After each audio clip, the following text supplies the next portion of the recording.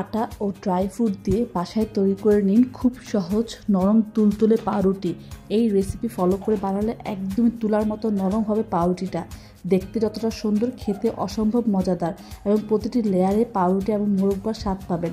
প্রথমেই আমি এখানে একটু কুসুম গরম দুধ নিয়ে নিয়েছি 1 কাপ পরিমাণের, আর দিয়ে দিয়েছি লেবুর রস। লেবুর রসটা দিলে একটু স্মেলটা সুন্দর আসে।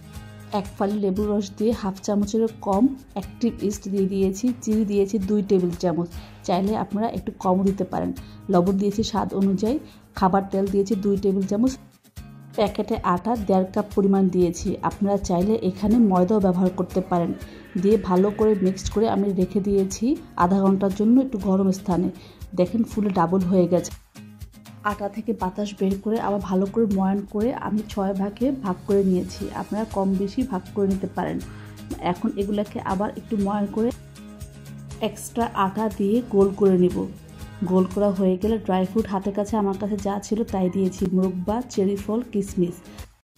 প্রথম 1 লেয়ার দিয়ে ফোল্ড করে আবারও দিয়েছিলাম, সেটা আমার ক্যামেরায় আসেনি। দিয়ে আমি দুবারে ফোল্ড করে রাউন্ড করে নিয়েছি।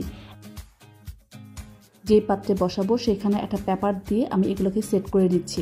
আপনারা চাইলে পেপারটা নাও দিতে পারেন, বাট যেহেতু চুলায় করবো তাই দিয়ে নিয়েছি। দিয়ে 10 মিনিট ঢেকে রেখেছি।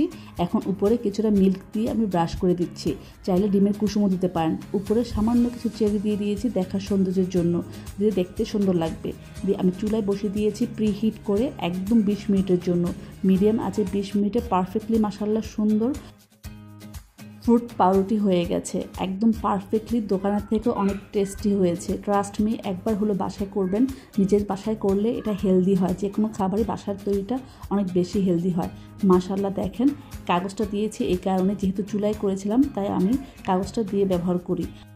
সাইডের অংশ খুব সুন্দর কালার এসেছে, দেখেন মাশাআল্লাহ খুব সুন্দর কালার হয়ে গেছে আর এতটা সফট হয়েছে।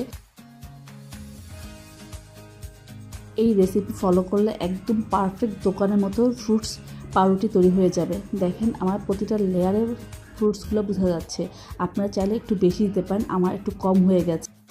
3 ভাজে ফ্রুটস দিলে আই থিঙ্ক বেশি ভালো হবে।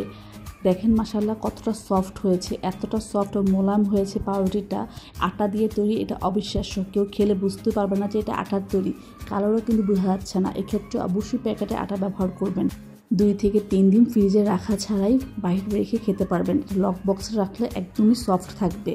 আর বাচ্চাদের টিফিনে বা বিকেলে স্ন্যাক্স হিসেবে ইজিলি খাওয়া যাবে। ভিতরে মোরব্বা, কিশমিশ, চেরি ফল থাকাতে মিষ্টি ফ্লেভারটা আসে। এখানে আর কোনো জেলি বা কোনো কিছুর প্রয়োজন হয় না। এটা এমনি আপনি খেতে পারবেন পাউরুটিটা। দেখতে যতটা সুন্দর, খেতে কিন্তু তার চেয়ে বেশি। ধন্যবাদ সবাইকে।